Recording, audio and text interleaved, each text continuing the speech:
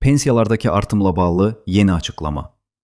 Azərbaycanda mövcud qanunvericiliyə əsasən pensiyalar hər il əvvəlki ilin orta aylıq əmək haqqının artım faizinə, pensiya kapitalı ilə ötən ilin inflyasiya səviyyəsinə uyğun olaraq indeksləşdirilir. Bu sözləri Bakuvisi açıqlamasında Milli Məclisin Əmək və Sosial Siyasət Komitəsinin üzvü Vüqar Bayramov bildirib.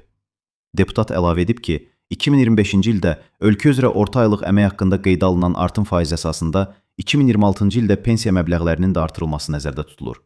İlkin proqnozlara əsasən artım faizi təxminən 9,2% təşkil edəcək.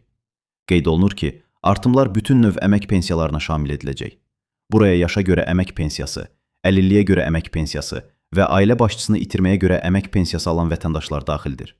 Dövlət Statistika Komitəsi tərəfindən 2025-ci ilin yekun orta aylıq əmək haqqı üzrə rəsmi məlumatı 2026-cı ilin fevral ayının ilk günlərində açıqlanması gözlənilir.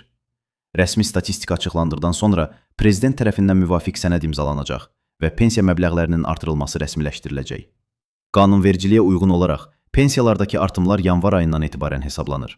Bu isə o deməkdir ki, yanvar ayı üçün hesablanan artım məbləği fevral ayında ödəniləcək pensiya ilə birlikdə vətəndaşlara veriləcək.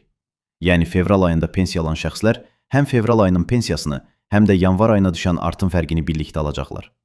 Məsələn, əgər 540 manat pensiya alan vətəndaşın pensiya məbləği artımdan sonra aylıq 50 manat yüksəlirsə, fevral ayında həmin şəxs 590 manat əvəzinə 640 manat pensiya alacaq. Mart ayından etibarən isə pensiya artıq artırılmış, yəni 590 manatlıq yeni məbləğlə ödəniləcək. Hər bir pensiyaçı öz pensiya məbləği üzərindən gözlənilən artımı asanlıqla hesablaya bilər. Belə ki, əgər vətəndaşın aylıq pensiyası 500 manatdırsa, 9,2% artım zamanı pensiya məbləği təxminən 46 manat aralığında yüksələ bilər.